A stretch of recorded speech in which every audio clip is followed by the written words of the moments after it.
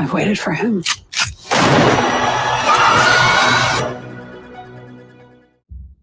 Testing 1, 2, 3. We're on. We're here to investigate a patient that killed 3 innocent teenagers on a Halloween in 1978.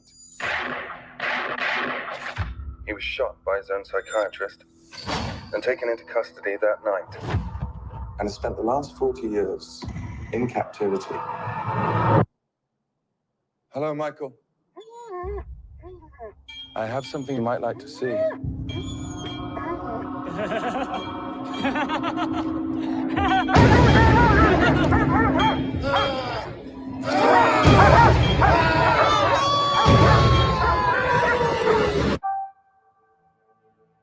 Everyone in my family turns into a nutcase this time of year. Yeah, I mean, your grandmother is Laurie Strode. She was almost murdered.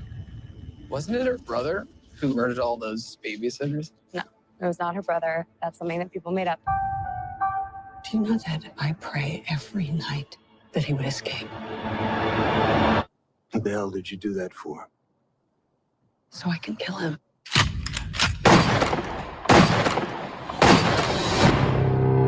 Dad, look out!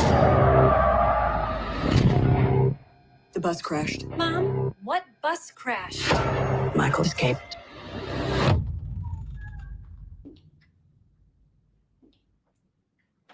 Excuse me, somebody's in here. Hello?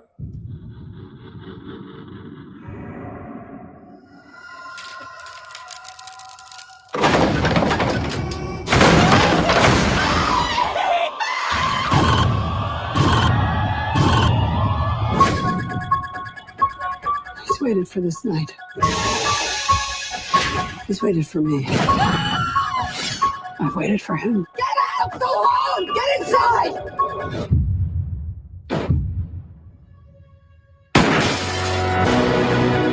You don't believe in the boogeyman?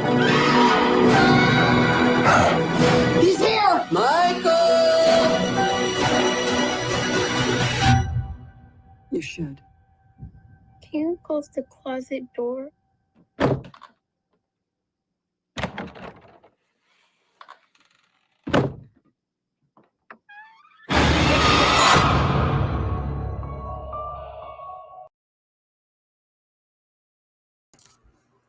Hey everybody, NG5 here, and yeah, welcome to day 28 of the Hallow streaming bit, and yeah, how about that for, let's see, yeah, there's that.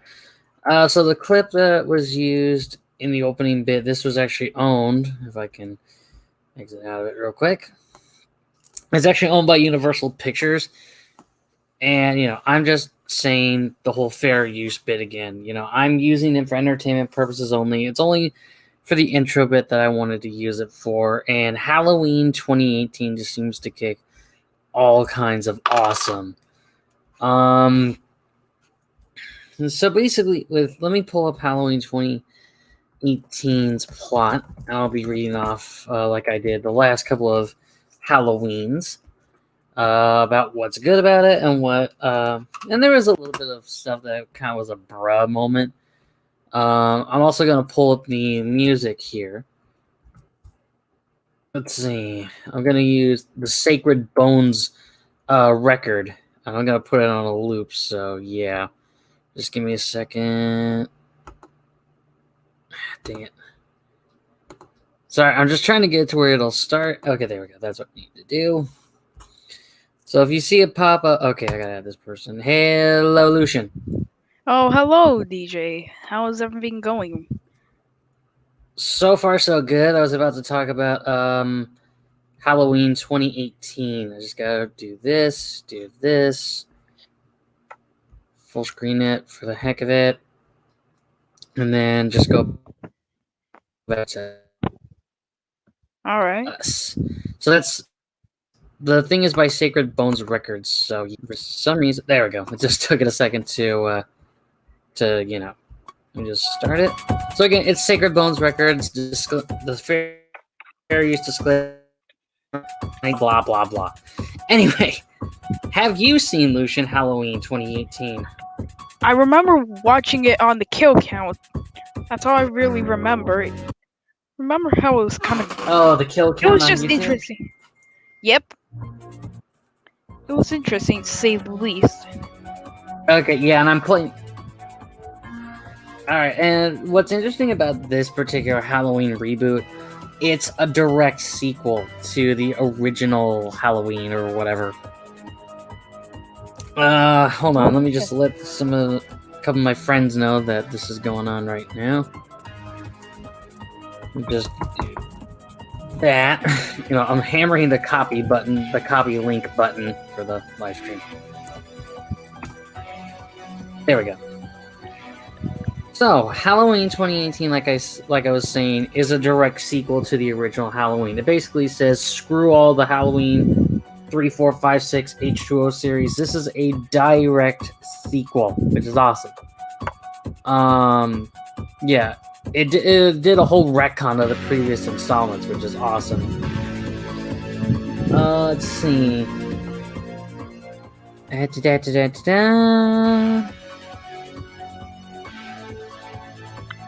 Wow, Universal Pictures wasn't involved with Halloween since Halloween 3, Season of the Witch. That explains a lot. Too right. Let's see. And Jason Blum from Blumhouse Productions, I think. Yeah, Jason Blum of Blumhouse Productions, who I think did a couple other crazy movies. Let me take a look here. What are they known for? Oh, The Paranormal Activity, Insidious, Sinister, The Purge, Oculus, The Gift, Get Out, Happy Death Day, Halloween, and The Invisible Man. So they're basically a horror filmmaker. This is pretty sweet. And they started in the year 2000. And let's see. The movie was on a $10 to $15 million budget, and guess how much it made? How much did it make? Almost $256 million. That definitely says of how good it is. Yep, I'm actually going to change it to something different just to, I did say the fair use bit if someone comes like, they used it without making... I mentioned that this was by Sacred Bones Records, and I'm only using it for entertainment purposes only, but I'm just going to change it, because, Let me just change it to something a little more spooky, but also kind of cool. Alright. So I'm going to change it to Mystic Mansion from Sonic Heroes, and that's by Official VGM. So I'm going to be reading the plot, Lucian, so if you want to stick around and hear that, that's awesome. I will. Okay, so let's get started. So on October 29th, 2018, Michael Myers, who has been institutionalized at Smith's Grove Psychiatric Hospital for 40 years following his killing spree in Haddonfield, reference to the original, is being prepared for transfer to a maximum security prison. Two crime journalists, two crime journalists, Aaron Corey and Dana Haynes, visit the hospital, and during their encounter, Aaron presents the mask Michael wore in 1970 to him to no effect. He's yelling, "Say something!" And just to get a little off topic, I'm gonna add Jims. Hello, Jims. Hello, comrade. But let me continue with the story here. So there's this scene where, and I'll explain the whole move.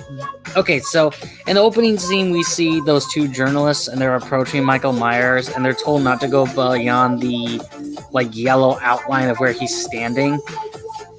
And what kind of freaked me out when I saw that was all the other inmates are going batshit crazy.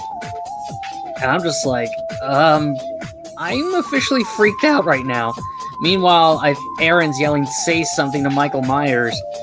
And there's a running joke now in the comments of that scene where Aaron's yelling, "Say something!" And then Michael turns around and be like, "What are you doing in my swamp?" I mean, that's in the comments, but anywho, let me continue with the story. Let's see. The following day, as he's being transferred, Michael purposely crashes the bus, kills a father and son for their car, and returns to Haddonfield. Yeah, that sounds pretty much like what Michael Myers would do. In Haddonfield, Laurie Strode is still living in fear of Michael. She's been drinking heavily, rarely leaving her fortified house, and alienating herself from her daughter Karen, whom the state took away from her at age 12. The only person she keeps in contact is with Karen's daughter Allison. On the morning of Halloween, Michael sees Aaron and Dana visiting his sister Judith's grave. He follows them to a gas station where he kills them both, as well as a mechanic for his overalls, then recovers his old mask from Aaron's car. Deputy Frank Hawkins, who arrested Michael in 1978, tries to convince Sheriff Barker about the danger Michael poses after learning that he's escaped. Laurie also learns of Michael's escape and attempts to warn Karen, but Karen dismisses her concerns, urging Laurie to move on with her life. Later that night at the costume party, Allison finds her boyfriend Cameron cheating on her, and that's actually a running thing that happens in these Halloween movies. Is some girlfriend has her boyfriend cheating on her, and I'm just like, bruh. And leaves with his friend Oscar. Meanwhile, while babysitting Julian, Allison's best friend Vicky and her boyfriend Dave are attacked by Michael. Vicky sacrifices herself to protect Julian. Deputy Hawkins and Laurie overhear the incident on the radio and go over to the house. Laurie sees Michael coming face to him for the first time in 40 years. Laurie shoots Michael in the shoulder before he flees. Dr. Ranbir Sartain, I think that's how you pronounce it, Michael's psychiatrist, persuades Sheriff Barker to allow him to help in the hunt for Michael. Meanwhile, on the walk home from the party, Michael finds and kills Oscar, and Hawkins and Sartain arrive just in time to rescue Allison. Hawkins then tries to kill Michael, but Sartain, who has become obsessed with Michael's enigmatic motivations, attacks and leaves Hawkins for dead. It's revealed he orchestrated Michael's escape in order to be able to study him in the wild. However, Michael kills Sartain and Allison flees from the scene. Talk about extreme karma in that moment. Too right. It's like I want to help Michael learn his inner ways. Dead. Michael just probably looked at the doctor like, "You what, mate?" And then Michael then ambushes and kills two police officers arriving on the scene. Michael drives the dead officer's car to Laurie's house, where she and Karen have gone to meet with Allison. When Laurie's son-in-law Ray goes inside to greet who he believes are the two officers, Michael strangles him. Yeah, that's pretty much Michael. I am a walking thing of death, fear me. Michael manages to get Karen to safety before she engages in a showdown with Michael. Laurie severely injures Michael, but he stabs her in the abdomen and pushes her over a balcony. When Michael goes to check on Laurie's body, he finds it missing. Allison arrives and calls out for her grandmother, luring Michael and giving Karen the opportunity to shoot him in the jaw. Laurie suddenly reappears and attacks Michael, trapping him inside the basement safe room with Karen and Allison's help. The trio set the house ablaze, and Laurie says goodbye to Michael before she begins to faint and let her daughters quickly hitchhike a passerby vehicle to take her to the hospital. A final shot of the burning basement is shown with Michael nowhere in sight. In a post-credit scene, Michael's breathing is heard, indicating he survived. Well, wow. It's almost like nothing can stop this walking abomination. I mean, it's basically kind of something in like almost quite a few of the movies. It seems like almost every time he, like, against all odds, he somehow survives. Yeah, that's kind of crazy when you think about it. Also, James is on mute. But I remember seeing this movie, and man, was it good. It definitely kept the whole motive I've only let me see. I've only seen one movie, and I'm satisfied with it regardless of the older films. Wait, which one did you see? The new edition that features the kid killing the family, and that's how the new version that sucked. I don't know. It's been a while since I saw the damn thing. That sounds like Halloween 5. Wait, was it Halloween 5? I can't remember. Let's see. Let me go down here. Let's see. Jamie Lee Curtis reprises her role as Laurie Strode, and just as a little side note, Jamie Lee Curtis has also appeared on the show NCIS as like there's a guy named Mark Harmon who was a football player turned actor, and he plays Leroy Jethro Gibbs. He's an ex-Marine sniper that leads NCIS, and Jamie Lee Curtis, I forgot her name, a best friend of sorts for Gibbs. So she's in Halloween, obviously, and Nick Castle reprises his role as Michael Myers. And for Nick Castle to come back 40 years to the point, that's pretty crazy. I think also every now and then, I think they also had to bring in another person. Let's see, what was his name? Jamie Lee Curtis, yes. So Nick Castle was was back, but it was James Jude Courtney who played Michael Myers for the majority of it. But yeah, Nick Castle was the original Michael Myers all the way back in 1978. Let's see. All right. Let's see. Hold on. Ooh, wow. Halloween grossed $160 million in the US and Canada and $96 million in other territories for a total worldwide gross of $255.5 million. The net profit was $120.5 million.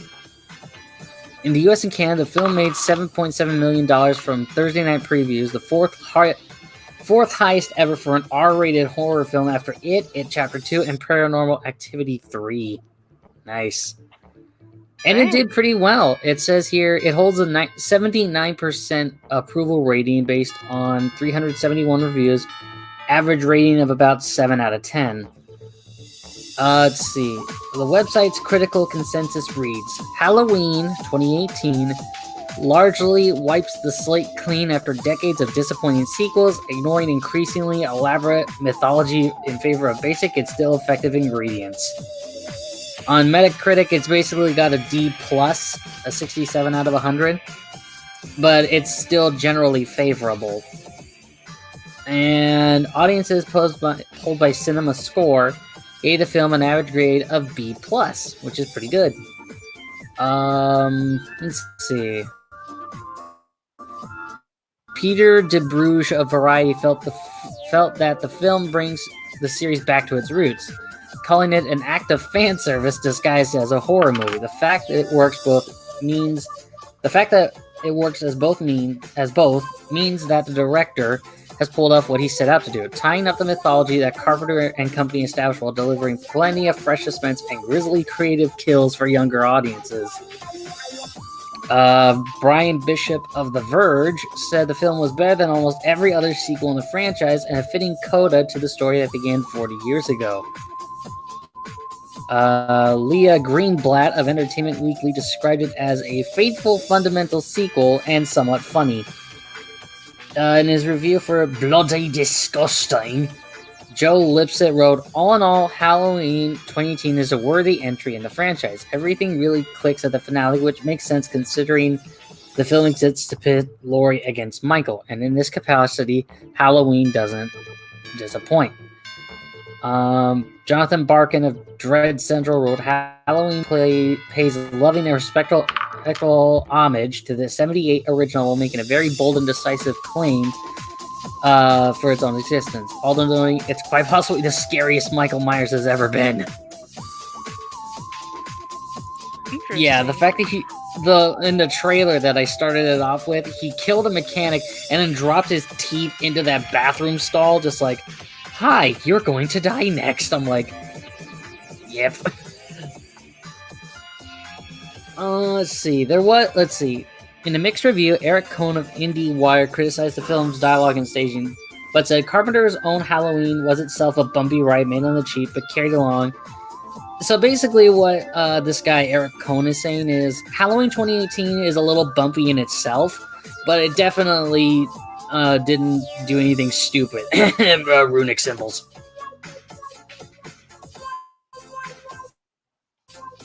You guys still there? Yep. Yes. Okay. But yeah, Halloween 6 had to introduce like the stupid runic symbol, and James, you and I both agreed that was just absolute BS. Yeah. It's like Michael Myers kills now because he's being told to do it by some other person. Why? That makes literal zero sense. I'm already asking Yeah, myself like why. Okay, I gotta say this, James, and I think you'll agree with me on this, is in Halloween in the 1978 original, Michael Myers just killed because yes. I never even saw it. All these other legendary horror film... Okay, I'll just tell you anyway. But yeah, Michael Myers just kills because he kills. All these other well-known Hollywood monsters like Freddy Krueger, Jason Voorhees, Chucky, Jigsaw. They all killed because they had some That is a difference between them and Michael Myers. Exactly. Michael Myers kills because yes. That's his hobby if you want to put it that way. Discussion. If you want to put it in a weird, morbid sense, Michael Myers kills because that's his favorite hobby. But, our favorite hobby to, be interested in trains. Except he'd have to cover it all in blood or something. Anyway, what I'm getting at is Halloween 1 and Halloween 2, the originals, Michael Myers only killed for either a little reason or no reason. I think a small reason was because he was going after... freaking psycho. Well, yeah, he's a psychopath. But then after Halloween 4, 5, and 6 came up with this stupid idea of he wanted to kill, like, his family. I mean, granted, the Rob Zombie remake did explain that Michael Myers had a bit of an abusive childhood, and I can kind of understand that. But I didn't want to focus on those because when you reboot a legend like this, it kind of sucks. But yeah, with Michael Myers like killing because he got cursed by a cult, I am facepalming so hard. When I heard about that in Halloween 6, I facepalmed so hard I got a concussion. Like that's how much of a big bruh moment it was for me. Oof. Just oof. Yeah, James, I do get a little nitpicky when it comes to stuff like this. I'm sorry. I had seen that film countless times, and it was okay, but it was not great. And I get that. Yeah. But again, I had never seen the older films, so how could I have known this had been going on for ages? Time for you to start watching the movies again, pal. I'm going to reach through this freaking screen and pound your face in. Sorry, pleb. I know you'd love to do that. Anyway, I guess what we're getting at here, folks, is Halloween 2018 harkens back to Michael Myers' original form of killing because yes. And there's actually 2 sequels planned for the Halloween 2018 reboot. The next one is called The next one's called Halloween Kills. Yes, that's its name. And it's supposed to come out October 15th of 2021. And then the year after that, on October 14th, 2022, will be a trilogy installment called Halloween Ends. And in a way, when you think about it, Halloween Ends sounds a little like what Halloween 3 would have been if John... Well, not really. because John Carpenter wanted like Halloween 3, 4, 5, and 6 to focus on supernatural. What is it? Supernatural events. You know. Give me a second. Roll back. There we go. I just changed it from Mystic Mansion to Hang Castle in Sonic Heroes. So if you can hear it in the background, I'll turn it up just slightly. There we go. But yeah, it sounds like Halloween 3 is going to be like what would have been if Halloween 3 was an actual Michael Myers movie. But yeah. There were a couple bruh moments in Halloween 2018. I can distinctly remember at least one scene where someone was just standing there and letting Michael Myers kill them. There's always that one scene, you know? Yes. Like, please don't kill me even though I'm standing perfectly still, dead. Oh my. That's a bit of a problem. Michael Myers just... Not gonna lie, just stand still. Why not just, like, yeet out of there?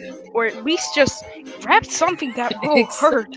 Exactly. I would facepalm so hard I would lob my own head off, but that would kill me. So that's actually preventing me from doing so. Yep. And then, you know, Rob Zombie came up with an interesting backstory for Michael Myers. I'll touch on it briefly, I guess. I'm looking at the poster, and there's already some stupid stuff on it. Holy cow, they got Malcolm McDowell in the remake? What the frick? That's crazy. What? Yeah, Malcolm McDowell is in the Rob Zombie remake. Let me see who he played first. Yeah, he was in Clockwork Orange, which is crazy. Oh, he was Donald Pleasance's character. He actually played Dr. Sam Loomis.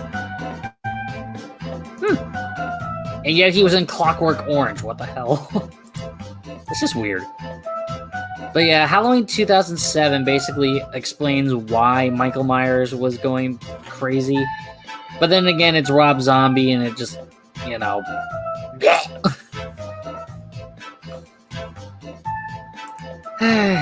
Let's see. Yeah, the whole thing with... What? I was just agreeing. I have nothing to say. Nor do I.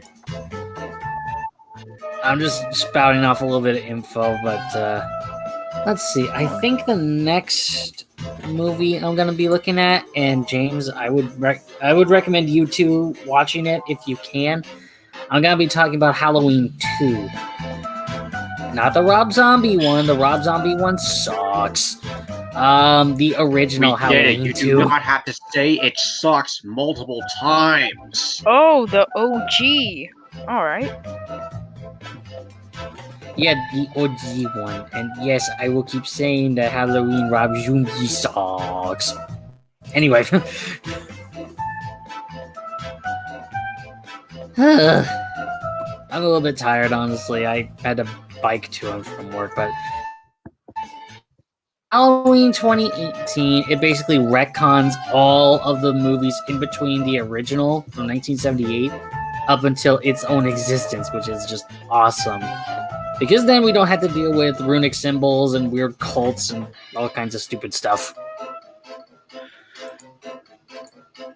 And yeah, sorry if I started losing steam here at the end. I'm a little bit tired, but Halloween 2018, definitely worth a watch when you get a chance.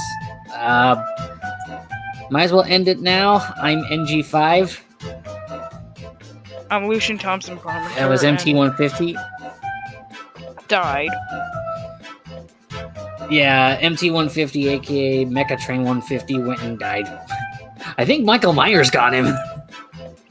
Not surprising if it did happen, though. Next thing I know, his screen's just covered in red. I'm just like, yep, Michael Myers got him. Anyway, guys, viewers, tomorrow I'll be covering Halloween 2. Again, not the Rob Zombie one, the the original Halloween 2. Durr. Which is honestly really good. It really is. So, see you then. Stay healthy.